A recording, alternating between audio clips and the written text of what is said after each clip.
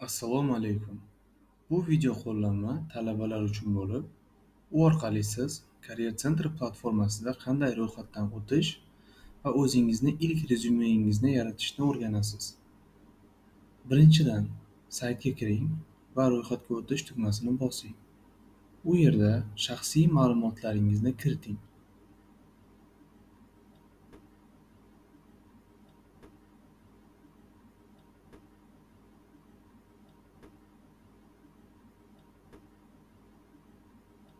Muvaffaqiyatli ro'yxatdan o'tgandan so'ng, o'z profilingizga o'ting.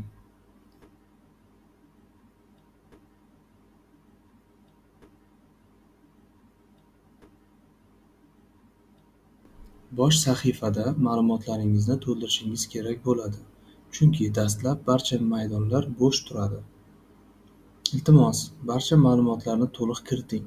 Shunda ish beruvchilar siz haqingizda zarur ma'lumotlarni to'liq olishlari mumkin bo'ladi. Shuningdek, albatta universitetingizni tanlang, fakultetingizni, kirish va tugatish yillarini ko'rsating, hamda aloqa uchun kontaktlaringizni qoldiring. Agarda sizda nogironlik holati bo'lsa, iltimos bu bandni ham belgilang. Shunda ish beruvchi sizni ehtiyojlaringizni haqida oldindan bilib oladi. Eng oxirida esa o'zingizni statusingizni belgilang. Ish qidyapsizmi, allaqachon ishlayapsizmi yoki takliflarni ko'rib chiqayotgan bo'lsangiz. To'ldirilgan profil mana shunday ko'rinishda bo'ladi.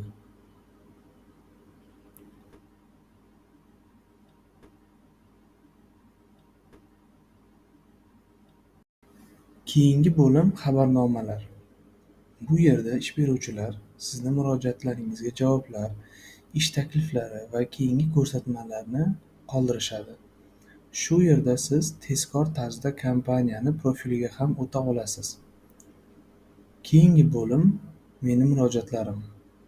Bu yerda siz aniq holatlarni ko'rasiz.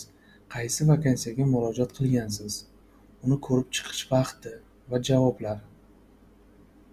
Keyingi bo'lim meni rezyumelarim. Bu yerda siz yaratgan barcha rezyumelarning ro'yxatlari ko'rinadi.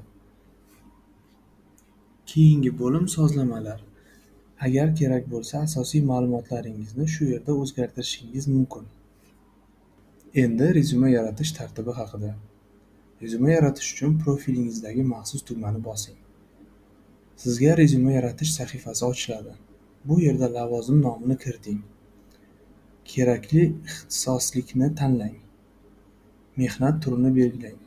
Qo'shimcha parametrlar, kutilgan maosh va tajribangiz bo'lsa kiriting. Agar tajribangiz bo'lmasa, maydonni bo'sh qoldirishingiz mumkin. Agarda bo'lsa, ish joyi, lavozim, ishlagan muddat va nima ishlar bilan shug'ullanganingizni yozib qoldiring.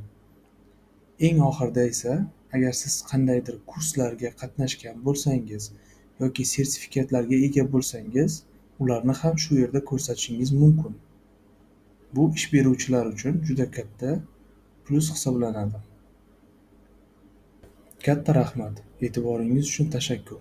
Agar savollaringiz yoki muammolaringiz bo'lsa, veb-saytda ko'rsatilgan kontaktlarimiz orqali biz bilan bog'lanishingiz mumkin.